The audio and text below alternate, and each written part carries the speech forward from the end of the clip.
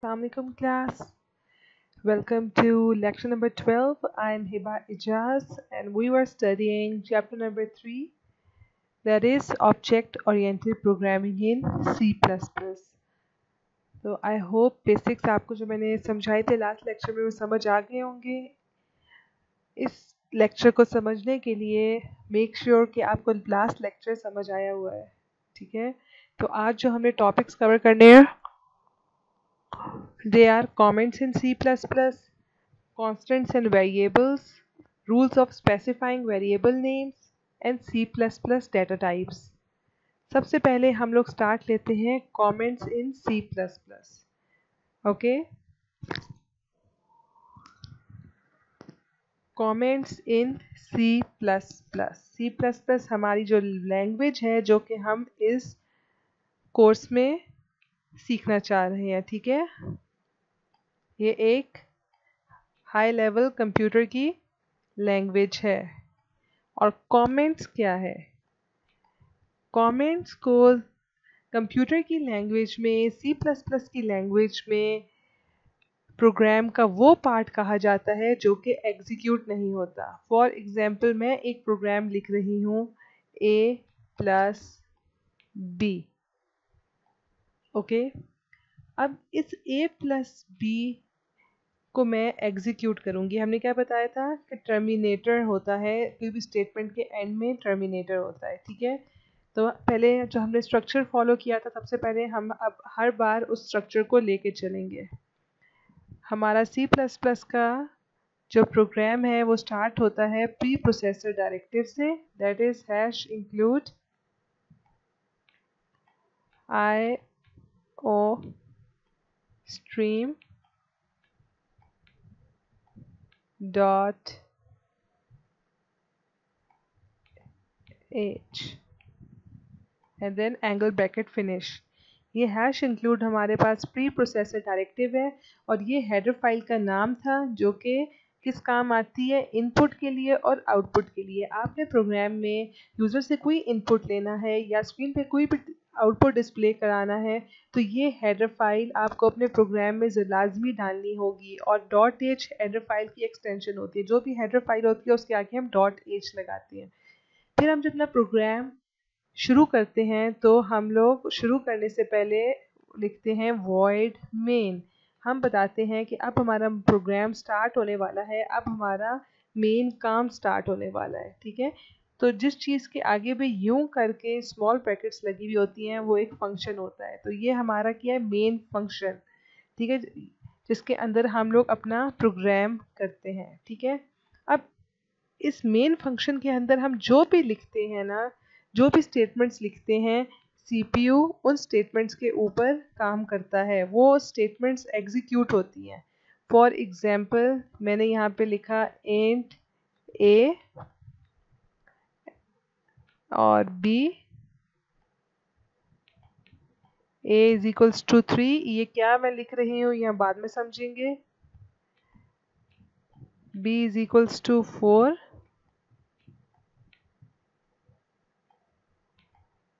और अब मैं कर देती हूँ a प्लस बी और इस a प्लस बी को हम लोग सी आउट कर देते हैं, ठीक है। ये मैंने समझे कोई प्रोग्राम लिखा जिसके अंदर मैंने कहा कि दो नंबर्स होंगे, INT stands for int, integer, ठीक है। इंटीजर क्या होता है ये मैं आपको थोड़ी देर में बताती हूँ। मैं एक रफ स्केच बताती हूँ कि इसके अंदर हम क्या कर रहे हैं। हमने दो नंबर्स लिए a और b, ठीक है। एक नंबर a है, एक नंबर हमारे पास b है और हम उन दोनों को ऐड करा रहे हैं और देन सी आउट करवा रहे हैं, मतलब कि स्क्रीन के ऊपर डिस्प्ले करा रहे हैं दो नंबर की एडिशन। तो जब ये प्रोग्राम रन होगा तो मेरे पास आउटपुट स्क्रीन पे 3 + 4, ये मॉनिटर पे 7 नज़र आएगा क्योंकि मैंने सी आउट करवाया है। सी आउट का मतलब है कंसोल आउटपुट, ठीक है। तो जो भी चीज़ हम लोग सी आउट करें उसको हम लोग कहते हैं कि ये कंसोल आउटपुट है, ओके। और ये हमारी आउटपुट स्क्रीन पे डिस्प्ले होगी। तो ये सारी चीज़ें वो हैं जिनके ऊपर ये सारा प्रोग्राम का पार्ट है जिसके ऊपर सीपीयू एग्जीक्यूशन करेगा, ठीक है। लेकिन अगर मैं किसी चीज़ से पहले डबल बैकस्लैश लगा दूं, या फिर मैं किसी चीज़ को बैकस्लैश स्टार और asterisk and then forward backslash के अंदर लिख दूं, तो वो चीज़ मेरी एग्जीक्यूट नहीं होगी, ठीक है। वो चीज़ बस क्या है कि हमारी अंडरस्टैंडिंग के लिए। फॉर एग्जांपल अगर मैं इधर लिख दूं backslash this is a comment,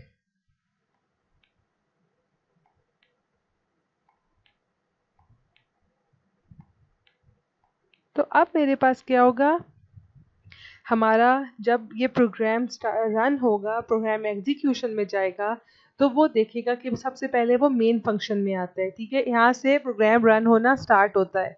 वो सबसे पहले देखेगा अच्छा ये मेन फंक्शन है, फिर वो देखेगा कि ये जो भी चीज़ है, ये जो भी लाइन का स्टार्ट है, इसके ऊपर डबल बैक स्लैश लगा हुआ है, ये वाला साइन लगा हुआ है। इसका मतलब है कि मैंने इस पूरी लाइन को इग्नोर कर देना जब तक टर्मिनेटर नहीं आएगा या जब तक मुझे कुछ और नहीं मिलेगा, ठीक है।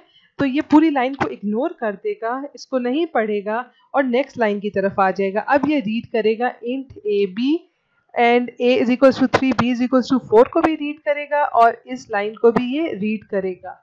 तो कमेंट्स हमारे पास C++ में प्रोग्राम का पार्ट नहीं होते, वो बस एक एक्सप्लेनेशन दे रहे होते हैं, ठीक है। प्रोग्राम की किसी भी चीज़ को अगर आपने एक्सप्लेन करना हो, ठीक है, अपनी अंडरस्टैंडिंग के लिए, कि बाद में आप ये जब प्रोग्राम खोलें आप देखें अच्छा ये कमेंट मैंने यहाँ पे लिखा था, अच्छा अपनी आसानी के लिए वो यहाँ पे आप कुछ भी लिख लें, ठीक है। इधर बीच में आप स्टेरिक के साथ भी कुछ लिख सकते हैं, कुछ लंबा अगर आपने मल्टीपल लाइंस के अंदर लिखना है तो आप वो स्टेरिक एंड बैकस्लैश के साथ लिख सकते हैं, ओके। तो अगर आपने एक सिंगल लाइन का कमेंट देना है तो आप उससे पहले डबल बैकस्लैश डालेंगे। अगर आपने मल्टीपल लाइंस का कमेंट देना है तो आप उसकी स्टार्ट में और एंड में ये सिंबल्स यूज करेंगे, ओके। और कमेंट्स आपके प्रोग्राम का पार्ट नहीं होते, बस वो आपकी प्रोग्राम के अंदर एक्सप्लेनेशन अगर आपने कोई देनी है, कोई एक्सप्लेनेटरी स्टेटमेंट्स डालनी है, ठीक है, तो उसके लिए यूज होते हैं, ओके। हमारे पास दो टाइप्स होती हैं कमेंट्स की, एक सिंगल लाइन कमेंट्स होते हैं and then multiple line comments होते हैं। सिंगल लाइन कमेंट्स यूज होते हैं जब आपने एक सिंगल लाइन के अंदर, जैसे मैंने यहाँ पे दिया था, कमेंट देना हो। मल्टीपल लाइन कमेंट्स यूज होती हैं अगर मैंने कोई मल्टीपल लाइंस में कमेंट लिखना हो, तो मैं स्टार्ट में भी उसके ये लिख दूंगी एंड पे भी ये लिख दूंगी, ओके।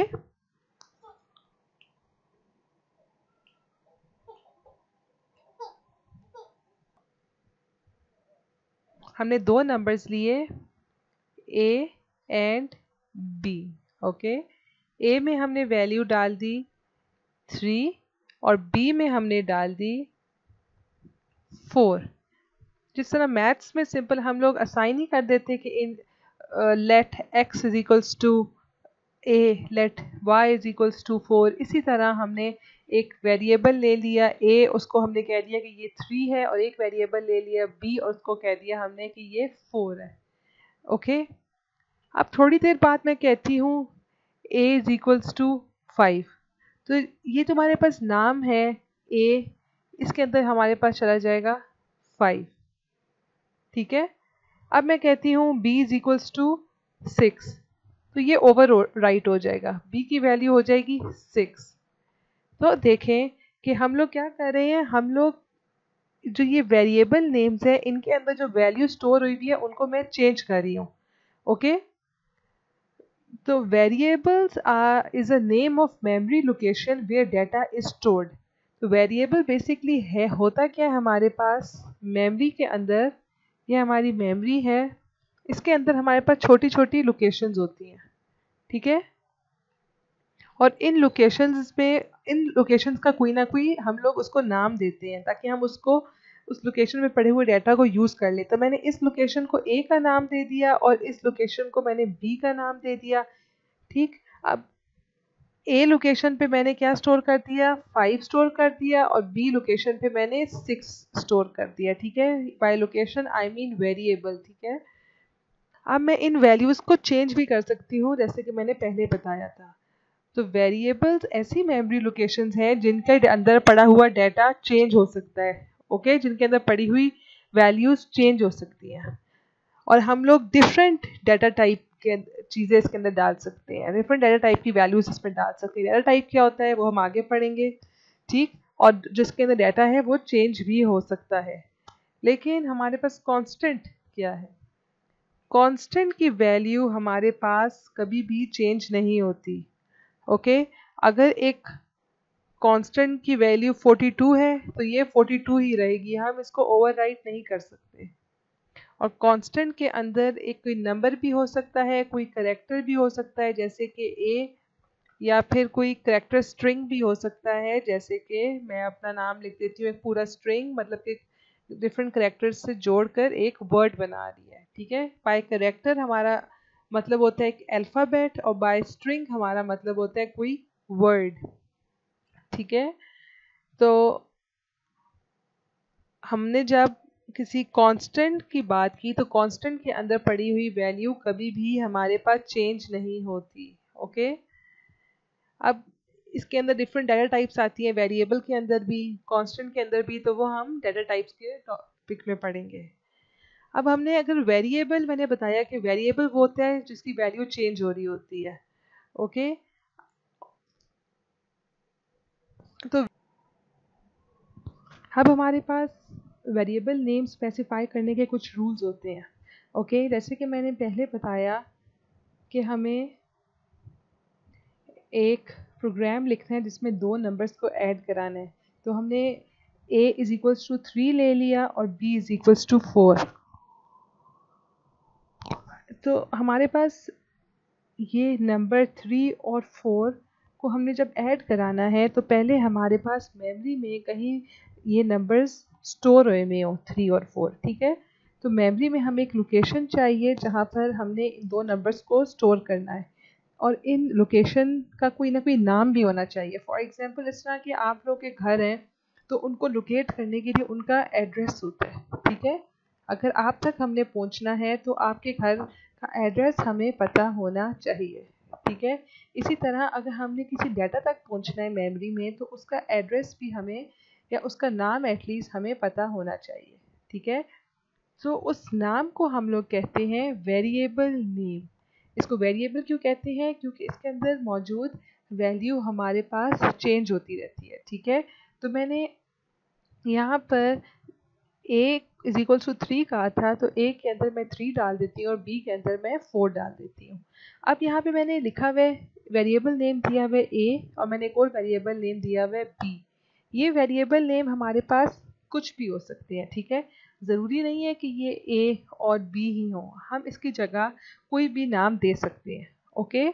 लेकिन इन नामों में हमारे पास underscore, sorry, dollar sign, at the rate, इसके अलावा हैश, ठीक है, परसेंटेज साइन, या इस तरह के कोई भी स्पेशल सिंबल्स अलाउड नहीं होते, ठीक है। ये हमारा एक इम्पॉर्टेंट टॉपिक है, ये शॉर्ट क्वेश्चंस में आपके एग्जाम्स में अक्सर आया करता है कि आपके स्पेसिफाई करने के लिए वेरिएबल नेम्स रूल्स क्या होने चाहिए, ठीक है, कि एक वैलिड वेरिएबल नेम कौन सा होता है।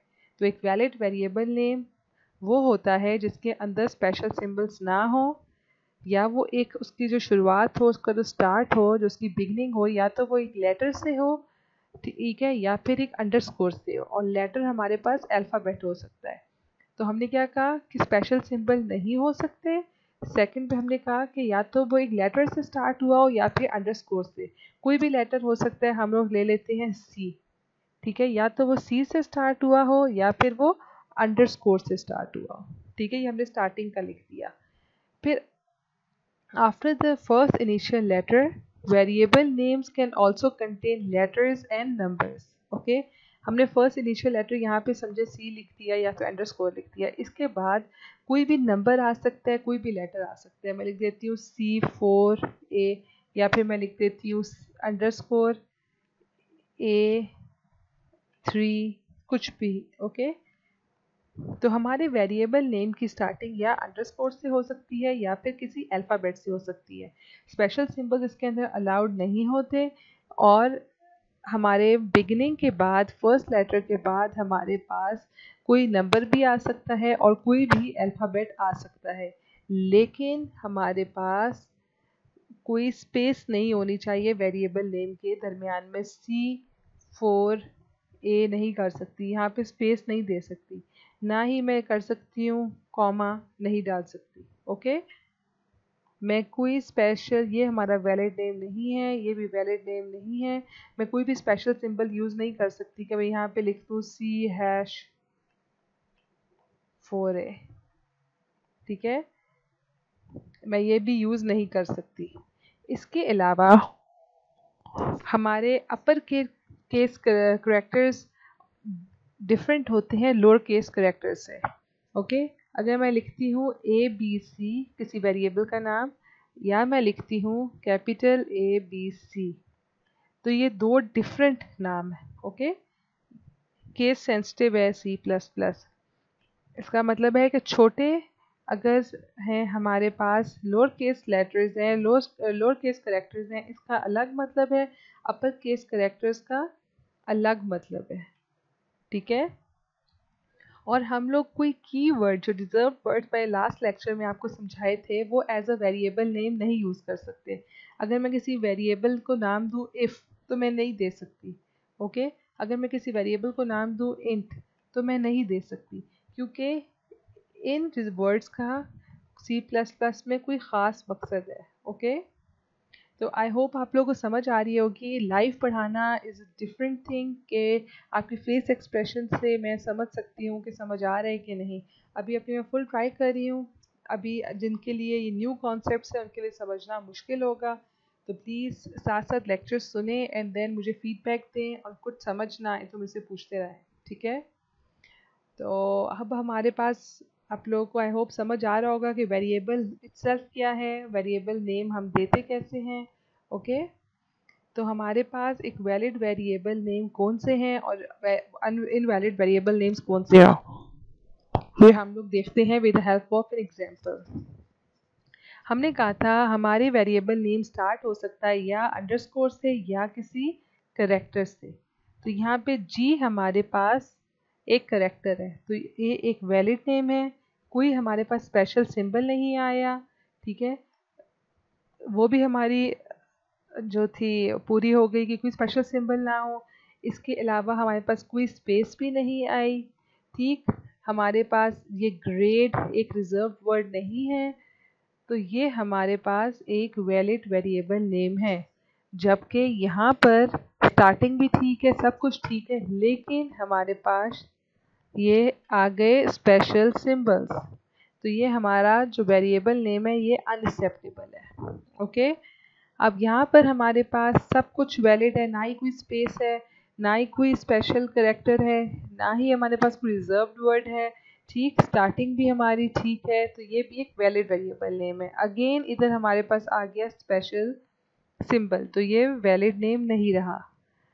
अंडरस्कोर हमने कहा था स्टार्टिंग में भी आ सकता है, बीच में भी आ सकता है, तो वो अलाउड है हमारे पास यहाँ। लेकिन यहाँ पर हमारे पास स्टार्ट किससे हो गया है?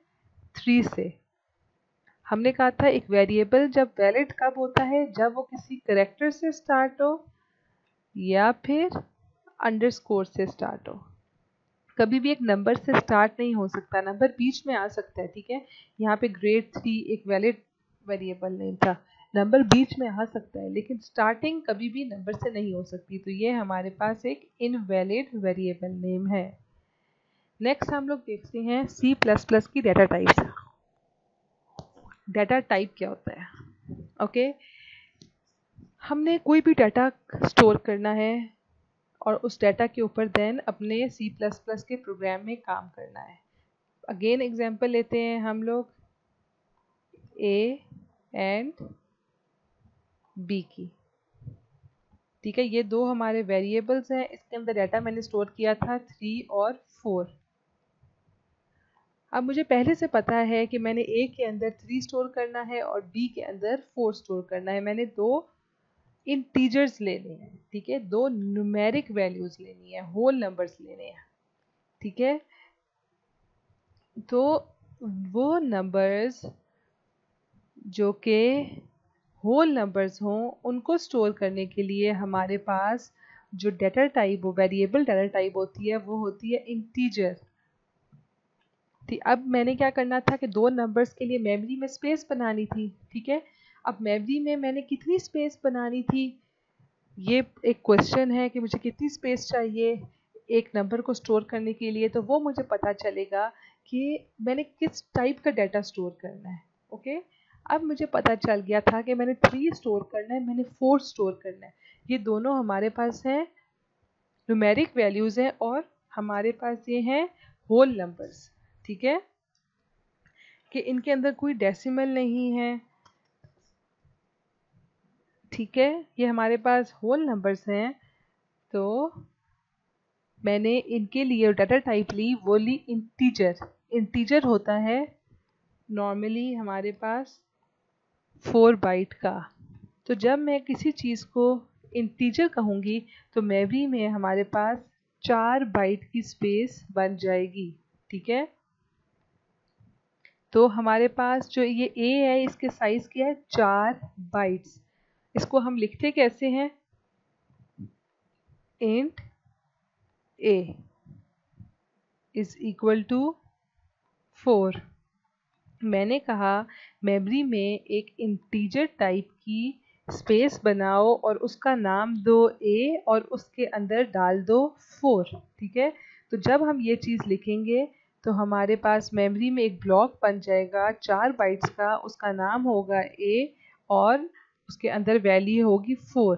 तो यहाँ पे हमारे पास वेरिएबल नेम क्या है, इसके अंदर ए हमारे पास वेरिएबल नेम है, इंटीजर हमारे पास डाटा टाइप है कि हम लोग जो डाटा जिस अंदर डाटा हम स्टोर कर रहे हैं वो उसकी टाइप क्या है। तो integer defines variables that stores numeric values. Okay, अब इंटीजर में भी हमारे पास आगे मल्टीपल टाइप्स आ जाती हैं। इसमें आप लोग अपनी बुक में आपके पास चार्ट बना हुआ है, उसके अंदर है इंट, अनसाइंड इंट, इसके अलावा है हमारे पास unsigned short int, long int, unsigned long int. ये डिफरेंट टाइप्स हमारे पास क्यों एग्जिस्ट करती हैं, क्योंकि डिफरेंट टाइप्स मेमोरी में डिफरेंट साइज की स्पेस लेती हैं, ठीक है, डिफरेंट बाइट्स लेती हैं। अब हमारे पास जो इंटीजर है, सबसे ज़्यादा कॉमनली हमारे पास इंटीजर ही यूज़ होता है और ये हमारे पास 4 बाइट का होता है। अनसाइंड इंट भी हमारे पास 4 बाइट का होता है। इसके अलावा आगे जितनी भी हमारे पास रेंज दी गई है वो या तो 2 बाइट ले रही हैं या 4 बाइट ले रही हैं, ठीक है। एंड इसके अलावा हमारे पास डिफरेंट इंटीजर टाइप्स के एग्जिस्ट होने की वजह क्या है कि कितने नंबर अपने अंदर स्टोर कर सकती है, रेंज ऑफ नंबर्स।